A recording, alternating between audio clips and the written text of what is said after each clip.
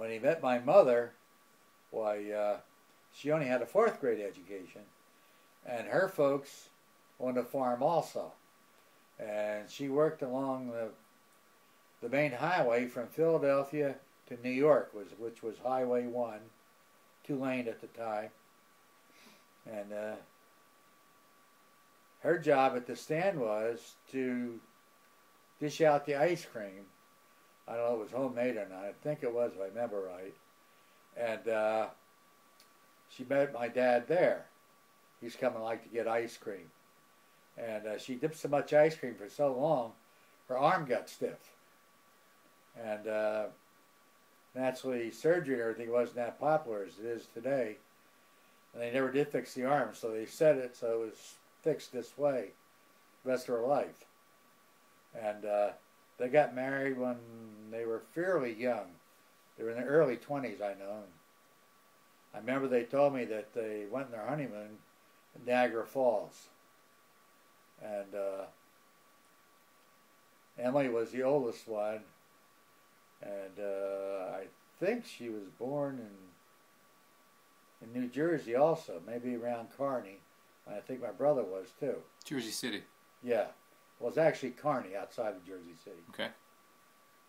And my dad, all I can say about him, he worked very, very hard. And generally we saw him maybe one day out of the week where he spent a little time with us. That's about all. Because a lot of times we didn't have telephone. Telephone were fairly new then. When we did get one, I remember it was the one that you crank up, you know, and talk to the thing.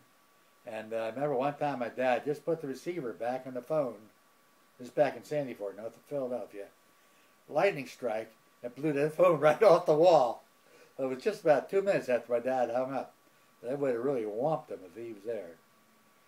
But that was before they had lightning arresters. But anyway, my mother, I got to know her sisters pretty well. I got to know her mother just a little bit. And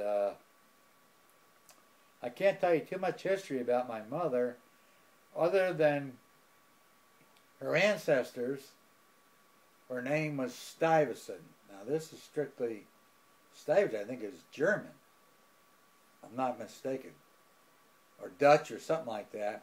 And they settled in New Amsterdam, which is New York City today.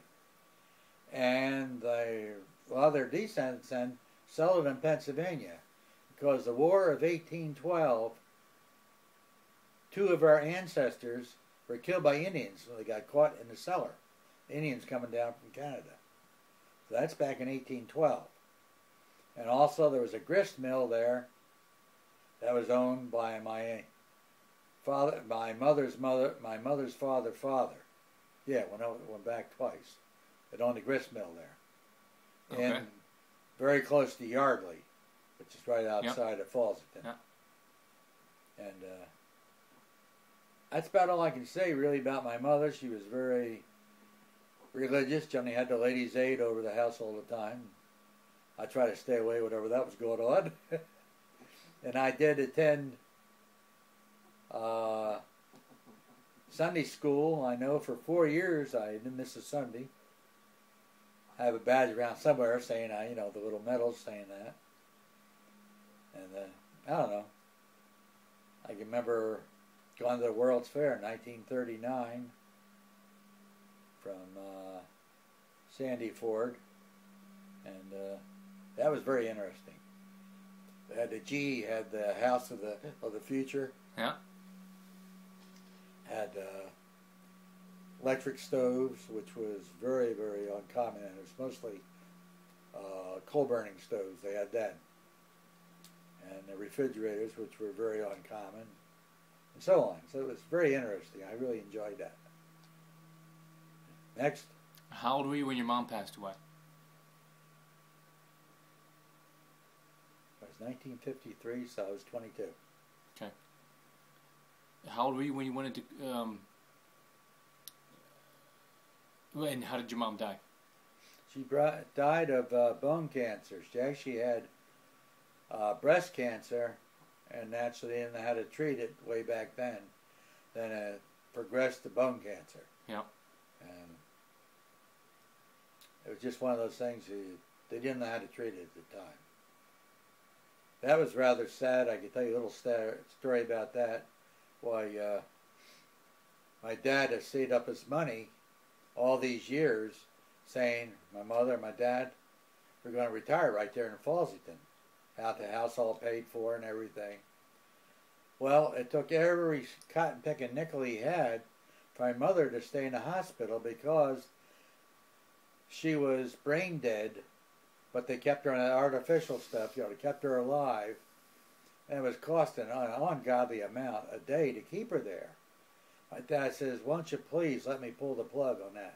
"No, you can't do it." That's from the doctors, the staff, the whole bit. So meanwhile, I came back on leave through the Air National Guard at the time, and came down to the hospital, seeing the whole thing. So I barred the door, pulled the plug, and by the time my mother died, the firemen there chopped a hole through the door, reaching through there, but by the time they came in, it was all over. My dad hugged me, first time he ever hugged me in my life I can remember, and said, "Thanks, Butch."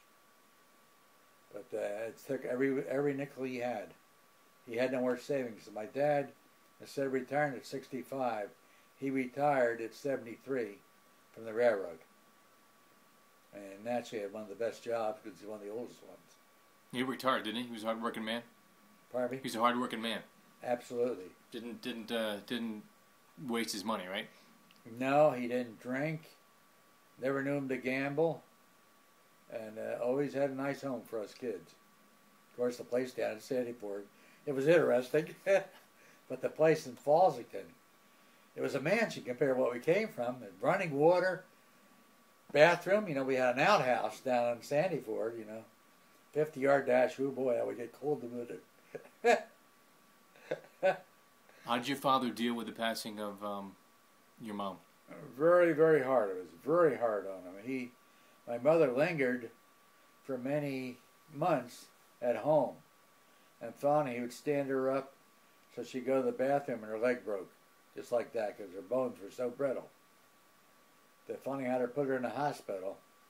And I was down in Philadelphia, and I forget what hospital it was. But, oh boy. When they finally got into that room, the first thing they wanted to do was arrest me. I said, "Go ahead. Let's get this all on the paper, exactly what you people do. What you've done to my dad and everything." There wasn't any further. They charged me for the door, but I never paid it. But anyway, there was much history on my mother's side, but on my father's side, it was just his father. The rest of it all was in Germany. Did his father come over from Germany?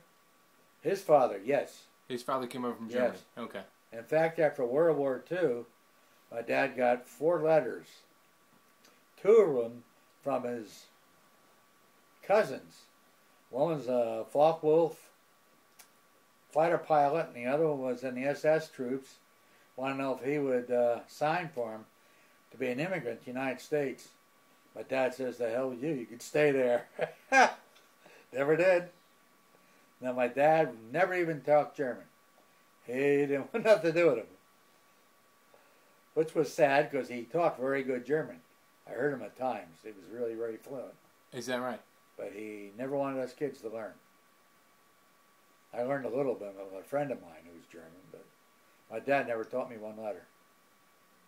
I knew a few cuss words and he whacked me for that, but other than that. But my mother's one that had the history. I'm just sorry I never really had it recorded. Yeah. Next.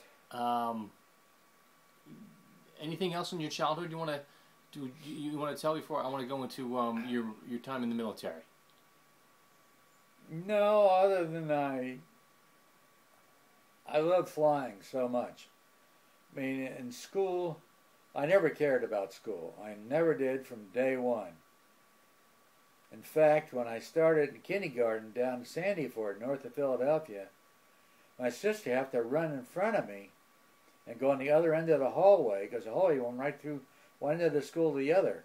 So I didn't walk out the other side. Made sure I went to the class. I never liked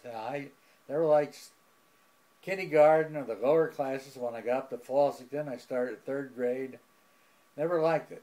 When I started flying, I was getting everything else. And by the way, I started driving when I was 12 because they had nobody to work on the farms. It was all farms all around our little town of Fawlsington where I grew up in Pennsylvania. Oh, because the war was going on? Is that why? Yeah. Okay. So they had absolutely nobody to work. So they would let us kids out. Even it came harvest time, they let us out of school. So we harvest all the crops. Uh-huh. And in fact, that's the reason the schools are still that way today. When you had the summer off, that was to help in the farms. Huh. And why they never repealed that, I don't know. But that's beside the point. Anyway, why we had the firehouse right next to our home in Fawlsington. And actually, it was a volunteer fire company. Well, during the war, there was nobody to go. So they put an extra seat behind the regular driver's seat in the fire engine for all us young kids. So, we managed to go to all the fires. So finally we got so adept at it, we go out and noontime, set a field on fire, go in and start the alarm, and say, hey, let's go. We all pile in the truck and take off. And boy, that was the end of school for the day. Well, we were in a night of glory, I'll tell you. Oh, that's but good. had a lot of good times in Fawlsington. I really enjoyed it. But I guess flying was my main thing.